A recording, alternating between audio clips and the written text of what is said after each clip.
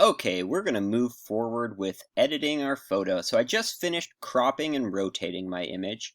It looks pretty good, and now I want to dive into the actual basics of editing. So the editing tabs over here are expandable.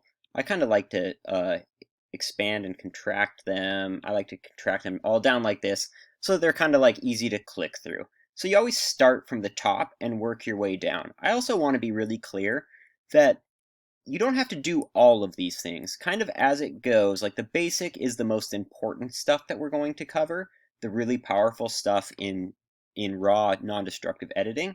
And then we're going to go down, and some of this stuff will be useful sometimes, but not all the time. Detail is something I use all the time, but just know that you don't have to know all of this stuff for every single photo. But basic, where we start, is really, really important. So the first thing in basic is it says treatment, color, black and white, right? We could easily click on black and white, and it just is going to make my image black and white. That is actually not how we want to make black and white images. We're going to get there, and I'll show you how we're going to more effectively make black and white images where we retain a ton of control over what the image looks like. So if you know that your end goal is to have a black and white photo, don't worry. You still don't want to do it right here. Let's keep your photo in color for now, and we'll get to black and white eventually. So under that, we have WB. WB stands for white balance, as you guys know from the digital camera basics. So if I go over here, I have a drop-down menu, and here's all my presets, just like in my camera. So I can change the white balance of this photo just as if I did it in the camera. I do want to cover something here right now. So color is subjective, which means you experience color different than I experience color.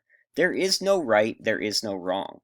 You didn't sign a contract that you have to make your photos look exactly how the world looked. I always think that that's funny in critiques with my in-person students that tell me, I'll question like, oh, why does it look like this? Why is there this color cast over it, right? Something like, I don't know, let's go, something like this.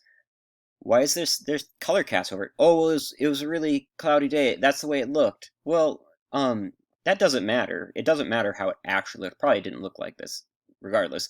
But it doesn't matter. I want you to look. You have the power to make your photo look however you want it to look.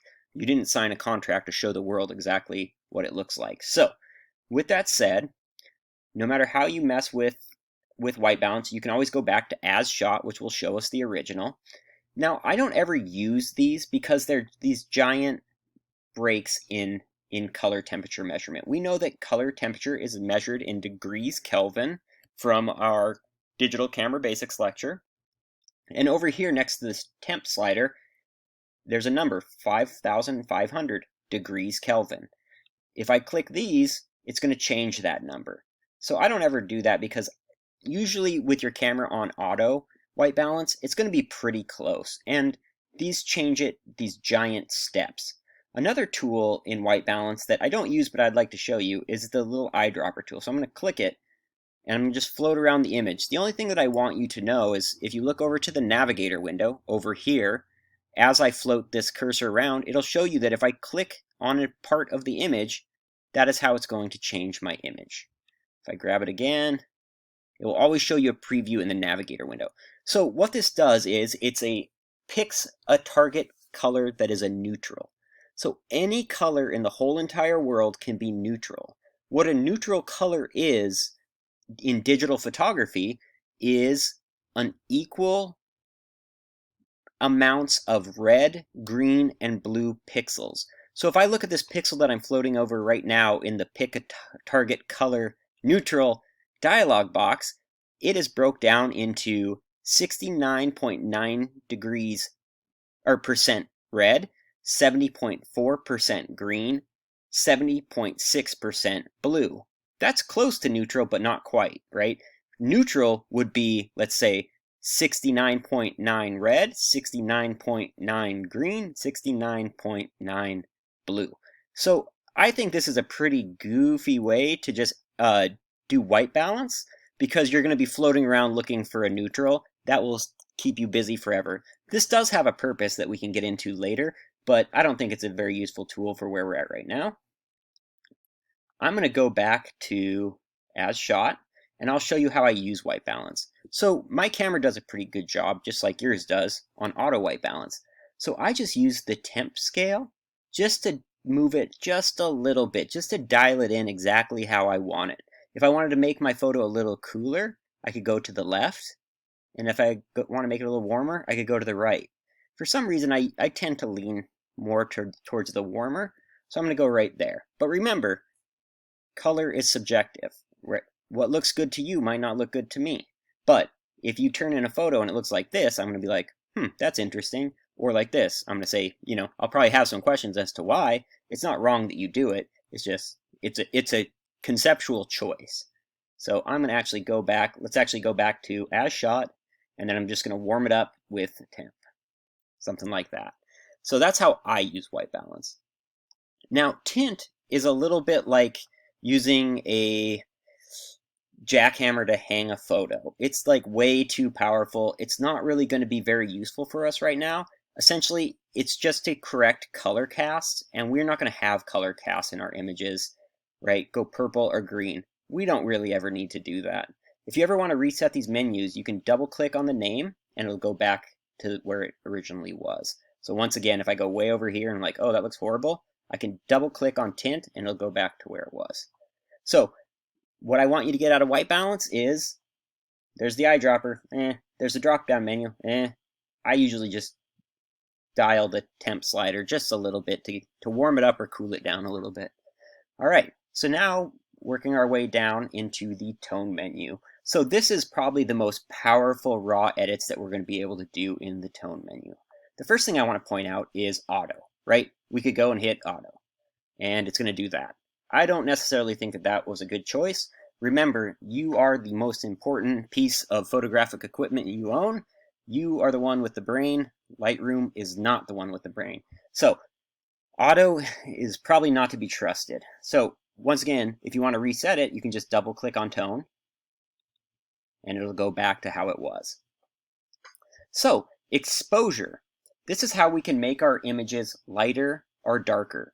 Remember, we're not putting a filter over the top of our image. We are actually changing the makeup of the image, of the pixel level, just as if we were doing it inside of the camera before we made the photo. So in my histogram video, I showed you guys how to turn the clipping warnings on. So I would have those on right here. And what I'm going to try to do with exposures, highlights, shadows, whites, and blacks is I'm going to try to expand the amount of information in my histogram. So with exposure, we can go +5 stops. So each number, full number, is 1 stop. That's roughly 1 stop, roughly 2 stops, 3 stops, 4 stops, 5 stops. So we could take away and add 5 stops or take away 5 stops of light. That is huge. Just because Lightroom will let you do it doesn't mean you should do it. So my rule for exposure is go +3 or -3. That gives you a latitude of 6 stops of making mistakes. That's huge. So you should be able to, if you're paying attention when you're taking your photos, of paying attention to your light meter and your histogram and your camera, you should be pretty close. Once again, I just use the exposure to dial it in to preference. So I might go plus or minus less than 1 stop. But if you do have to dramatically fix an exposure, like let me go down to this photo of my dog right here. So it's a pretty dark photo. I could fix this exposure by dragging it up 2.2 stops. Why I don't want to go beyond 3, it'll let you, but you're going to start getting a really noisy image. We're going to start getting this weird grain in our image. So we don't want that. So just because Lightroom lets you go plus or minus 5, still try to keep it plus or minus 3. So let me go back to my tree picture. All right. So once again, I just use exposure to kind of dial in where I want. I'm going to actually darken my photo just a little bit. Make sure not to go too far, else you're going to start get clipping either way. So I'm just going to take a little bit of exposure off of it, darken it up a little bit. Contrast. So contrast is something I think a lot of students struggle with. The concept of contrast is, you can think of it as we're pushing absolute white and absolute black closer together or farther apart. So a more contrasty image like this, black and white are being pushed into each other. If we go low contrast, we might be pushing black and white so far apart that they're nowhere near each other. So we end up with this really washed out image. But you don't have to worry about that because I don't want you to use contrast.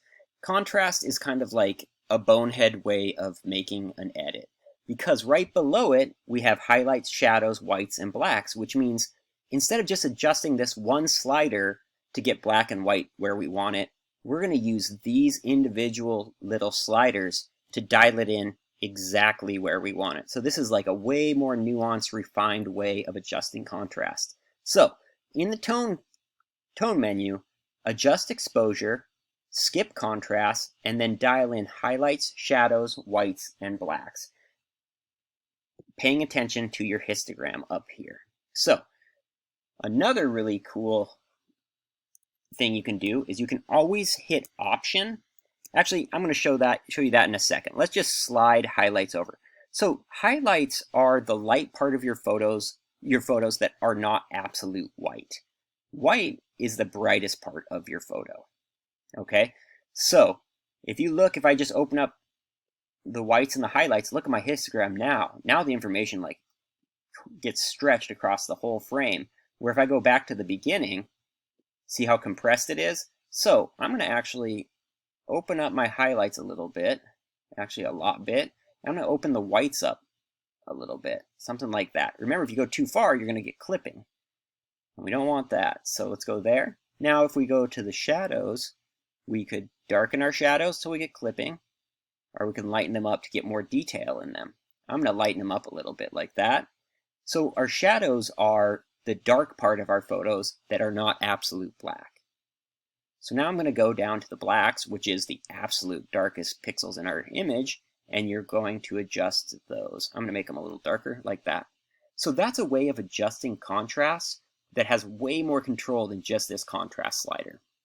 So the advanced trick that I want to show you is I'm going to bring these all back to 0, is when you adjust highlights, shadows, whites, and blacks, if you hold down the Option key and start sliding, you are going to see if there's anywhere that is going to cause clipping. So we want in our photos, I think I talked about this in our histogram lecture, we want there to be an absolute black in our photo. We do not want there to be an absolute white. So once I start seeing those blue pixels, those are absolute white without detail when I let go of Option. And so I want to make sure to slide them where I don't see them anymore. So now I don't have absolute white in my photo. But if I go to blacks and slide left, slide right and then slide left, all of these black, yellow pixels end up being clipped. So I want to make sure that there is black in my photo, something like there, but not an abundance of it, because blacks are darks without detail. So every time you hold down Option with any of these adjustments, you can see what pixels are being clipped. And once again, a clipped pixel has no detail in it. It's absolute black or absolute white with no detail. All right, below that, I want to move on to clarity. Clarity and saturation do the same thing. Saturation is like the sledgehammer way of doing it, and clarity is like a refined way of adjusting the saturation in your image. My rule for clarity is I always go plus 20, unless I have a really noisy image, and we'll talk about that a little bit later. The reason that I want to do that is clarity creates the illusion that your photo is more in focus than it is by increasing the contrast from pixel to pixel. And if you have a really noisy image, it's going to draw more attention to that digital noise. So I tend not to use saturation a ton. I just bump clarity up to 20. So that is the basic panel in edits. We're going to continue on tone curve after this. So keep going.